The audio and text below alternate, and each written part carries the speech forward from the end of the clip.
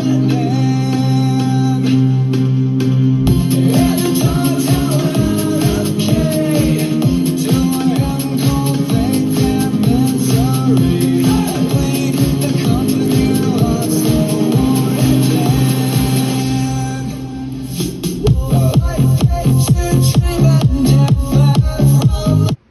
CrossFitters, my name is Miles.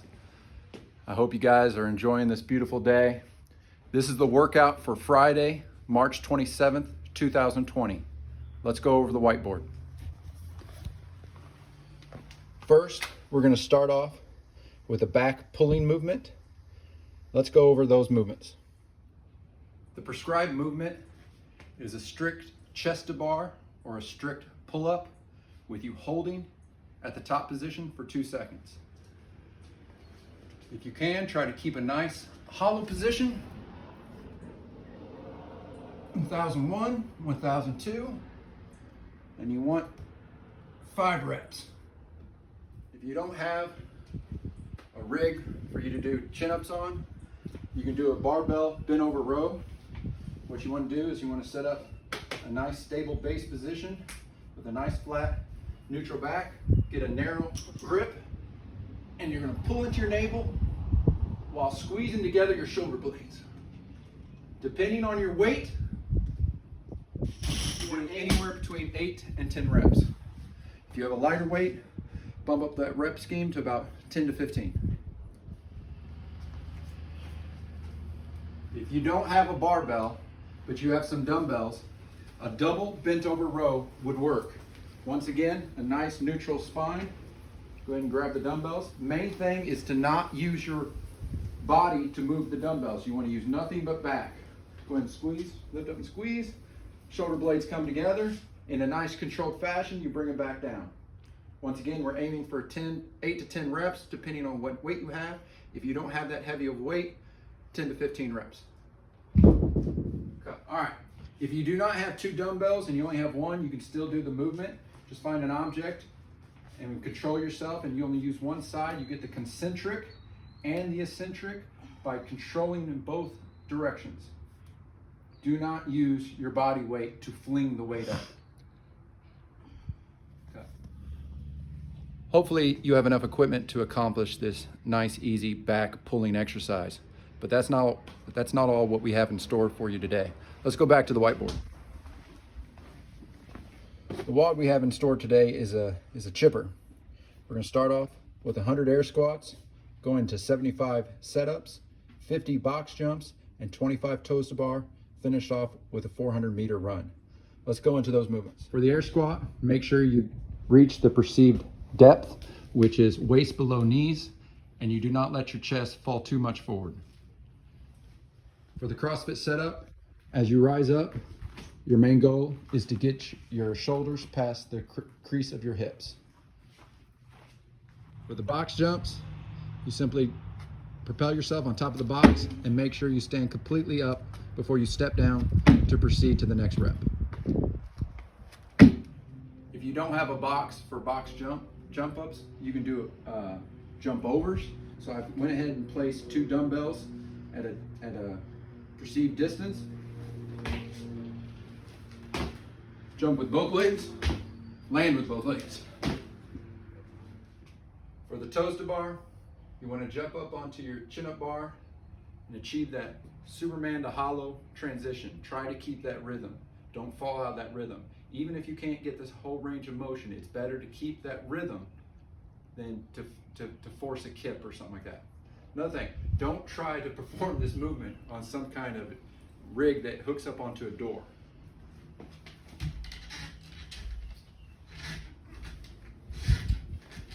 If you do not have a pull-up rig, you're going to do V-ups to sub for the toes to bar. Notice she's keeping a nice strong hollow position in a nice controlled fashion. She goes up, she comes back down. If you cannot perform a proper V-up, switch to tuck-ups. And then finally, we're going to finish with a simple 400-meter run. All right, let's try this WOD out. Release.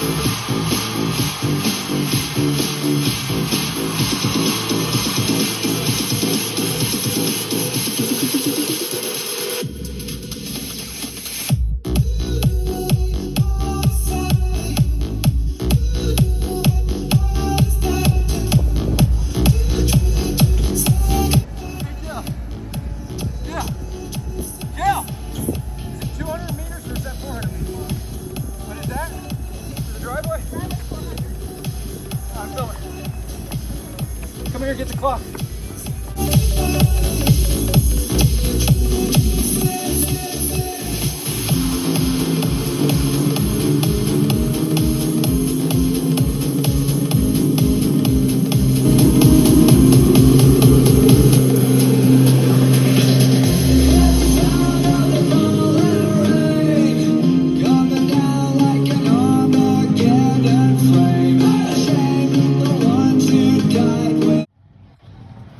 All right, we just completed the WOD.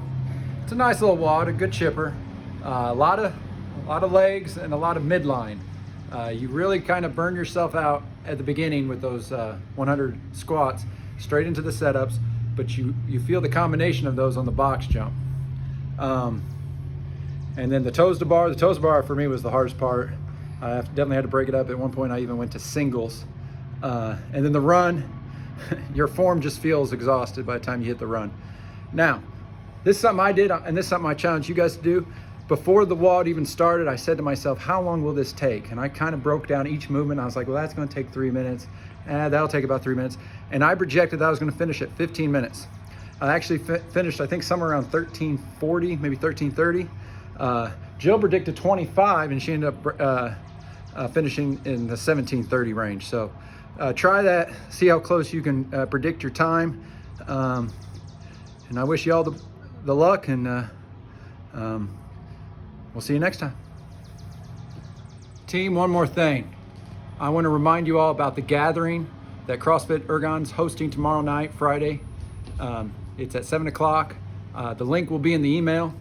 I hope you guys have time to join. It's a good time to connect with everyone, especially since we haven't seen each other since we've shut down. And I'd also like to thank my family for helping me out with these videos. My daughter, my wife, they've all jumped in and helped.